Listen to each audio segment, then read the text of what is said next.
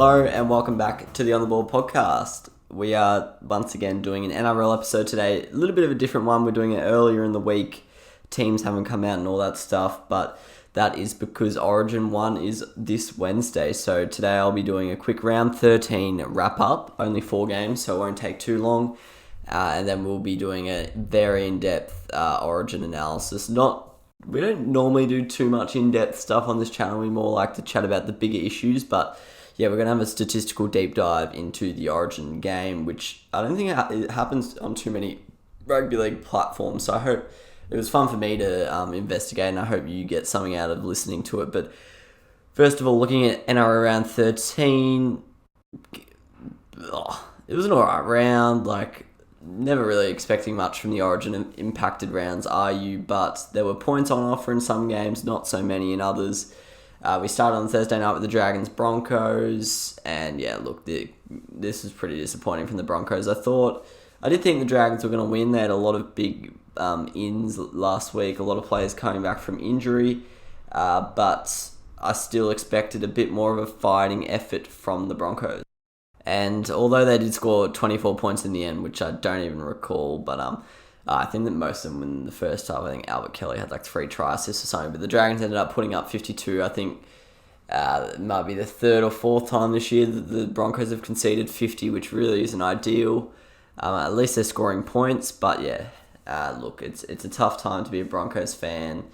But yeah, I guess they kind of deserve it after such a long period of success. That's coming from a salty Tigers fan. But anyway, in terms of the halves pairing for the rest of the year, I said it last week, and I say it again. Milford's injured now, so they don't really have a choice, but I do think they should stick with Tyson Gamble and Albert Kelly for the rest of the year. I know Tony Staggs is coming back, so I don't know how that fits into it all, because apparently he's playing 6 next year, so he might come into 6 instead of Albert Kelly, but I just think right now they just need to use a few older heads in the halves, which Gamble and Kelly are, even if they're not that experienced in the NRL or recent times anyway. I just think Milford needs to have a confidence boost in the Queensland Cup for a while. I know Brodie Croft is injured as well.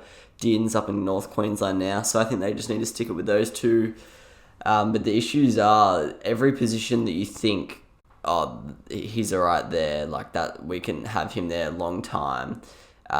Then that seems to be all, every week there's a new position that seems to be an issue, and you could probably argue that it's fullback this week. Asako, look, I'm not the biggest fan of Asako. I don't think he's a gun fullback. I think he's just a solid winger. I know he's had some good games this year, but I just think when you compare him to the rest of the fullbacks around the league, I don't think he's as strong. And he had a bit of a stinker on Thursday night. Quite a few errors. Obviously had that brain fade just before halftime when they put in a kick for Dufty, and rather than just kicking it dead with 5 seconds left, he waited for it to go over the deadline, and Dufty came in and scored, so that was disappointing. But yeah, he just didn't have a good game at all. So that's going to be something they've got to address moving forward, because apparently this Selwyn Cobbo kid is a gun fullback, but I haven't seen him play yet, so I'm not sure, because apparently, you'd guess that's a position that they thought they had settled to let Reece Walsh go. So yeah, that's a big issue. Dragons, good win for them, I guess. They've been in some average form. I still don't know. I'm not convinced on the Dragons yet, but they're getting the wins, which is keeping them in that top 8 contention, so that's all they need. And hopefully they find form soon, and then they'll be quite a dangerous team. Jack de Belin on return was quite good. His ball playing was pretty evident straight away, really. So as the Dragons start to get full strength again in the next couple of weeks, they could be similar to what they were at the start of this year, but just a dangerous physical team that's ready to, have a crack. And that moved us into Friday night, the Ivan Cleary grudge match. Seemed to say everyone kind of forgot about the Ivan Cleary saga heading into last week, but coming out of it, they definitely have not forgotten. The West Tigers put on a bit of a clinic, you'd have to say. They're in pretty good form. Well, it's hard to not say we, but I'm trying to be objective. But the Tigers are in good form. You can't even deny that. Yes, the Panthers were missing 7 or 8 of their best players, mostly through Origin and 1 through suspension, but they still had to beat what was in front of them, and what was in front of them was still a very good side. They still had, 11 or 12 of their usual team that dominates, and then they had 4 or 5 players from their reserve grade, which are on top of the competition. So definitely wasn't an easy win at all, as some people are suggesting. And yeah, the Tigers are just playing really well right now. Luke Brooks is arguably in the best form of his career. I'd have to say in the last month, I don't recall ever seeing him play this well. Dane Laurie's been a great signing, as everyone kind of expected from Penrith, and that masterstroke of moving Dewey to the centres has seemed to help the whole team, really. So yeah, really good, strong signs. Luciano Leilua had a great game as well. Someone that can't be that far out of the origin picture if someone like Tarquin Sims is getting picked. Sorry, I know I explained it last week, but yeah, I shouldn't say Tarquin, it's just an inside joke in my family. But Tarek Sims got picked, so yeah, I can't think Luciano Leilua is that far off. But yeah, really impressive performance from the Tigers. And something that came out of this game was a call that Dane Laurie dived in the game. And yes, he did put some mayo on it, but there was a few talks about this in the AFL as well on the weekend. But there's something I've got to point out with this. I get it. It's annoying, especially as an opposition fan, when you see another player stay down and then they get a penalty after them staying down. But the matter of the fact is, in soccer, what everyone gets annoyed at is the players actually dive when there's no contact. It's not like they get slide tackled and then they roll around. People don't get mad at that. People get annoyed when there's no contact and they just flop. But that's not what's happening here. So what is actually happening here? They're getting crushed or they're getting smacked across the face, and then they're staying down. They're exaggerating it and putting as much mayo as they can, and everyone's going, "Oh, get up, you're soft." It's like, but you're the other player's the guy breaking the rule, not him. He's the one who hit him in the face. So I don't know why everyone's kicking off about Laurie. And yeah, I don't really get that. Yeah, I do understand it is frustrating. You do see a lot of players, holding their neck with the crusher and then they instantly stand up. But at the end of the day, if the crusher's there or if the high tackle's there, it deserves to be paid. I don't get how it comes about. However, they do need to police that then the refs aren't just giving a penalty away because they see the player stay down. That's one thing that they need to make sure, because then all of a sudden there's no point in getting up. Everyone may as well stay down, and then all of a sudden the game's taking 6 hours. So that's something that they just need to make sure doesn't happen. And if people are so worried about complaining, diving and exaggerating, then they can, like soccer do, you can bring in punishments for players who do dive when there is no contact. So yeah, I don't think it's that big of a deal personally.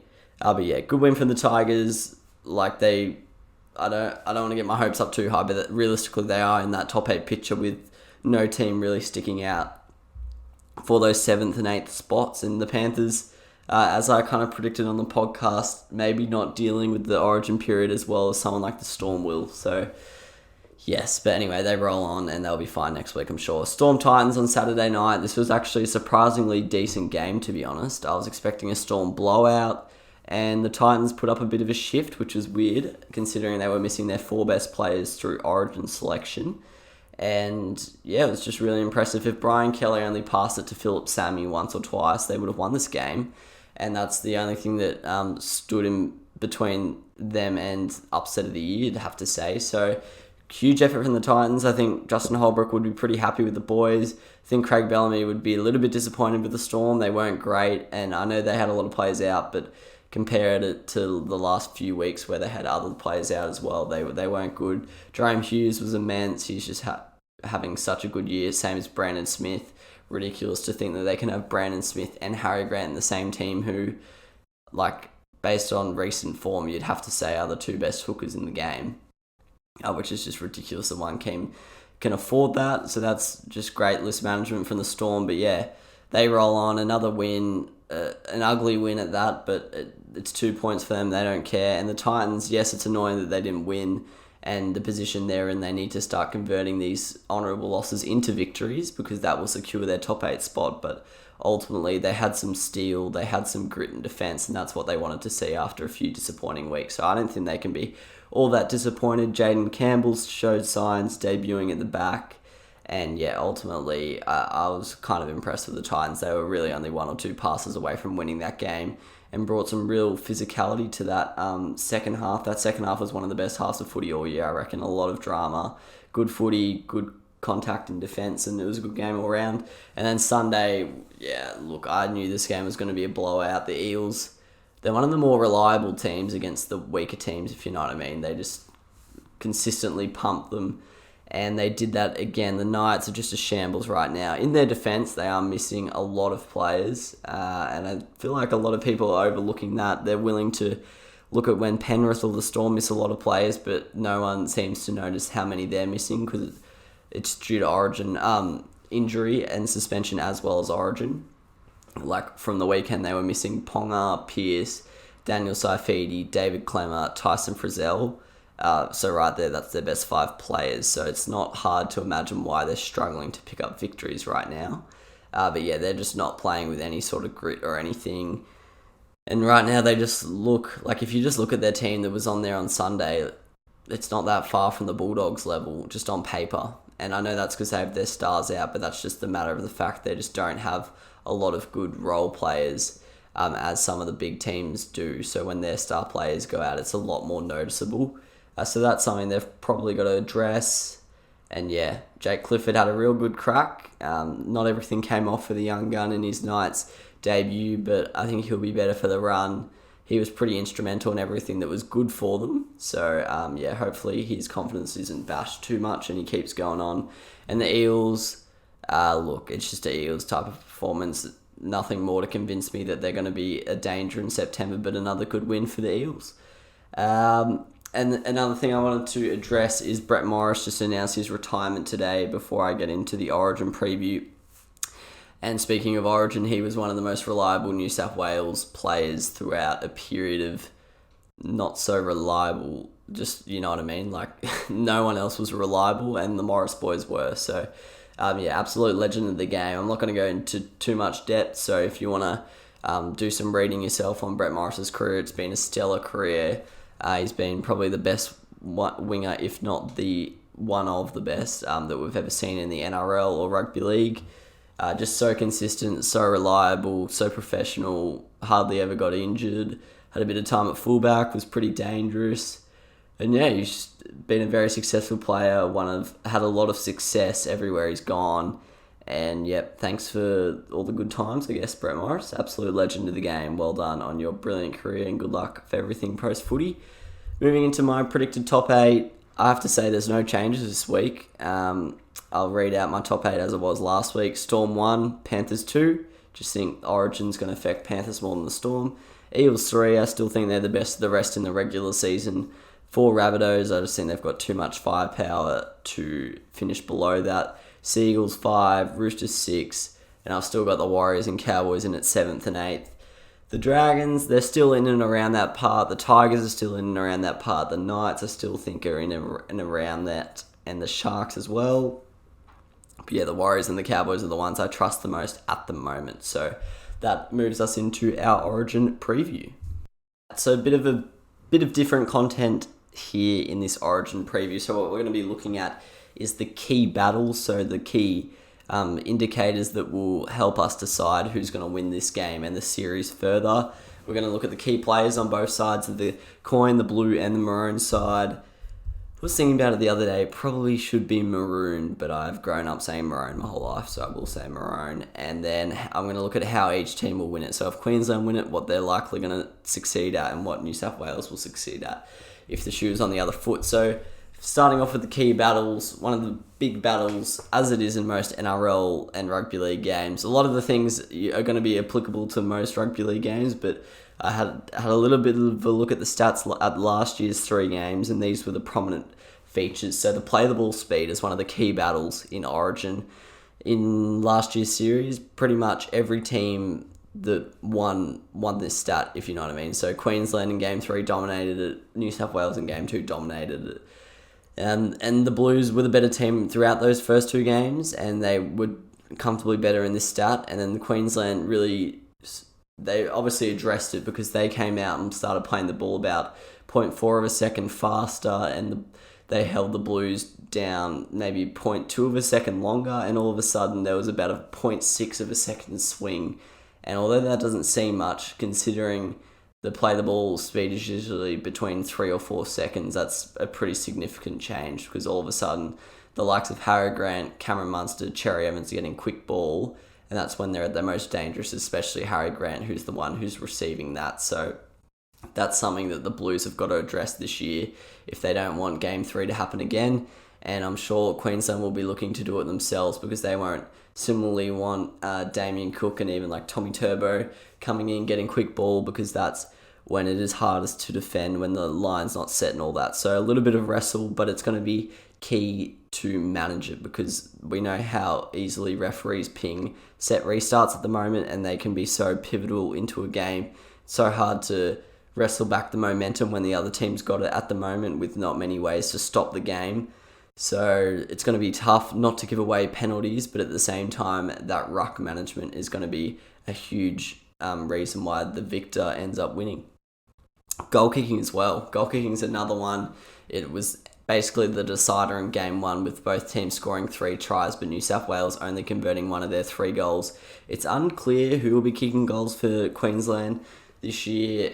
You would have thought Ponga from the initial squad, he was then announced out last week. It seems as though Holmes will be fullback, Kyle Felt will be on the wing.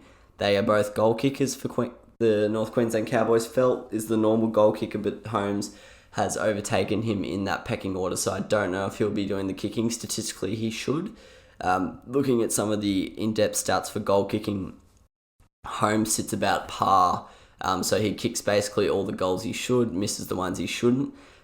Meanwhile, Felt is one of the worst in the competition. He misses up to 15% of the goals he should kick. So if Felt does kick goals, I think goal kicking is going to be a huge factor. He's going to really have to lift his standards. And Nathan Cleary is one of the better kickers in the game, kicking 6% over what he's expected. So if they perform like they do in the NRL, this is a huge advantage to New South Wales and something that Queensland have to address in their warm-ups, as if they have Felt kicking at 15% below, that could be the difference between them winning and losing the series, as he would be likely missing pretty much every kick from the sideline. So that's something they've got to address. Last year they did it well. Holmes kicked well.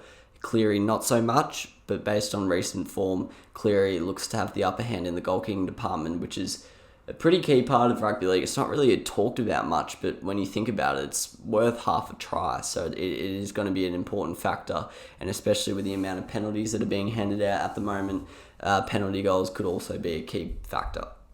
Moving into the key players, starting with New South Wales, it's pretty obvious who New South Wales' key player is.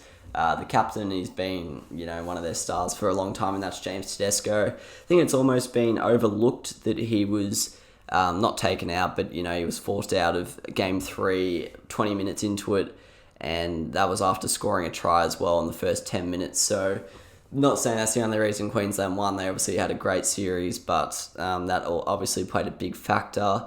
In Game 1 and 2, he combined for a whopping 539 metres, with a post-contact average of just below 100. So I think in Game 1 he had about 70 metres post-contact. Game 2 he had about 120. So that's pretty ridiculous for a fullback for those post-contact metres. They obviously have a lot of metres from kick returns, but 539 in Origin as well. That's just unheard of. So that's something that Queensland definitely have to look to manage this year, because obviously they didn't have to manage it in Game 3 because he was injured, so that's something that they're going to have to address. And if he's, getting 250, 300 metres a game, it's going to be hard to stop this New South Wales team playing off the back of that. So that's something they're going to have to work on, especially with their kicking game. They're going to have to look to, and sounds crazy to say, but they're going to have to look to kick to To'o and Addo-Carr as opposed to Tedesco, because his returns are just too dangerous, and they've got to try and limit his touches around the ball in the ruck as well, limiting offloads down the middle and stuff like that. So that's going to be something that Queensland will definitely be focusing on in their camp. And Teddy's not in the greatest of club form, but when it comes to New South Wales, he is a different beast. The other two key players I'll be highlighting for the New South Wales Blues are the two Panthers debutants, Brian To'o and Jerome Luai. I know it sounds corny me addressing these two as a group, but there is definitely a reason for that. I'm sure we're going to hear a lot about their bromance on Wednesday night, but on the field, they're serious players as well. Don't let their off-field personalities take away from that. And they're going to be huge if New South Wales are going to win this series or not, if you know what I mean. To'o has to fill the boots of Daniel Tupou, who was arguably one of New South Wales' best players last year, being in their top 2 metre gainers in each game in last year's series. And based on NRL form, this shouldn't be an issue for Brian To'o. He's been the most dominant kick returner and metre gainer in all of the competition, averaging over 230 metres, I think it is, something ridiculous like that. And this shouldn't be an issue for To'o because it comes so naturally to him, but the Origin's a different game. Defense is a lot stronger, and it's going to be interesting to see if he can replicate those kind of stats in the Origin arena. And you could argue that his last couple of weeks, he's slowed down a little bit in terms of that aspect, so maybe teams have started to work him out, and Queensland might implement some of those strategies going into this game, but To'o definitely has to find a way to have a huge impact coming out of the back end for New South Wales. Give his forwards a break in those first 2 tackles of the set. Him and Teddy and Adokar will be huge in returning the ball for the Blues. Jerome Luai is another one that's really important for this Blues team. A lot of talk about that number 6 selection. People wanted Jack White in there. Some people wanted Cody Walker there. And the 6 has probably been an issue for us since James Maloney potentially in 2016, 2015 when James Maloney was good. And Luai, what his job is, he's probably not going to take over the game and dominate, but what he's got to do is take pressure off the other stars in the New South Wales team. Blokes like James Tedesco, Turbo, and Latrell are going to be all there as creative weapons, but where Luai comes into it is taking the burden off Nathan Cleary, and that comes in terms of ball playing and kicking. And Luai is the perfect man for that because he does that exact thing at club level. Cody Walker was almost a no-show last year when he played and replaced Luke Keary after he was injured after game 1. And this is somewhere where the Blues can definitely strengthen into this year's series. And if Luai can bring that dominance from clubland and resemble any form of it in New South Wales, I think they're going to be almost unstoppable. His ability just to put the finishing touches on a great set-up play, leads the comp in try assist, very good at dropping in forced dropouts, and that's something that we will talk about later and something that New South Wales are very good at and will be very important into their success. Looking at the Queensland side of things, the keys here are Cameron Munster and Harry Grant. They've rarely been spotted this year for the Melbourne Storm, both having injuries at certain points of the season, and I have to say they were the only 2 reasons why Queensland won that series last year. I know it was a great team effort and they had a lot of role players like Kirk Capewell and Dane Gagai play really well, but if it wasn't for Munster and Grant in Game 3, there's no way they would have got over the line. I think Munster's performance in Game 3 is probably, if not, I can't think of anything that rivals it really. I think it's the greatest performance I've ever seen from a single player in a rugby league game. He was just incredible in every single aspect he did. He was creating so many chances. His kicking game was great. He was just awesome. Munster doing Munster things really. And Grant similarly did not. He held his own. He scored a try, created 2 line breaks, and also put on 2 line breaks for others. And for Queensland to win, these 2 are definitely going to be influential, and it's going to be interesting to see their fitness. We know these 2, when they're fully fit, they're 2 of the best players in the comp, probably if not the 2 best. However, they are coming into it with injury clouds. People didn't know if both were going to play.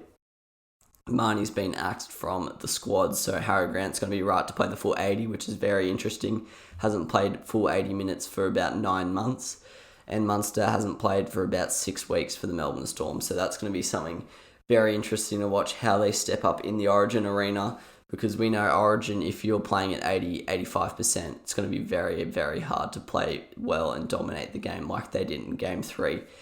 Other Queenslanders that are going to have a huge impact are Christian Welch and Jai Arrow. One of the big absentees for the Maroons side this year is Josh Papali'i, and Welch and Arrow are going to have to fill his shoes. Welch didn't have the greatest campaigns last year. He was out of Game 1 through concussion early, missed Game 2 because of that, and then Game 3 didn't have the impact, despite his team's win, that he may have wanted. Jai Arrow had a pretty good year, to be honest. He was pretty good off the bench, and he was probably the Maroons' second best forward behind Papali'i.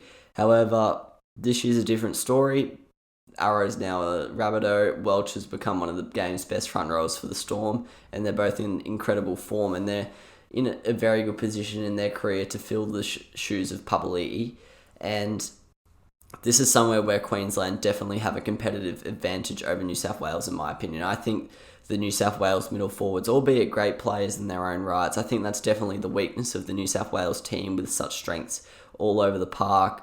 But I think that's somewhere where Welch and Jairo can definitely dominate the likes of Daniel Saifidi, Isaiah Yeo, and Jake Trbojevic. So they're going to be huge. If they can give the likes of Harry Grant and Cam Munster fast ball and second phase play, Queensland's going to be near unstoppable. So that's something New South Wales definitely have to address, especially when these two have the ball in their hands. They have to limit the offloads, slow the ruck down, and for Queensland it's the exact opposite. They have to make sure they're trying to get that second phase play cracking and get fast play the balls. How each team will win it.